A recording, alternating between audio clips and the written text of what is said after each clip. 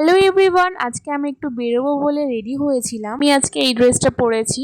তারপর এখানে একটু চুলটা স্ট্রেটনিং করে নিচ্ছিলাম। নিয়ে তারপর আমি রেডি শেডি হয়ে নিলাম। আর এইটা আজকে আমার ফাইনাল লুক। কেমন লাগছে অবশ্যই কমেন্ট করে জানিও। কিন্তু আমি যেখানে যাচ্ছিলাম আমাদের বাড়ি থেকে 10 মিনিট লাগে যেতে টোটোতে করে। আমি কোথায় এসেছি তোমরা কি জায়গাটা দেখে চিনতে পারছো? জানলে কিন্তু অবশ্যই কমেন্ট করে জানাবে।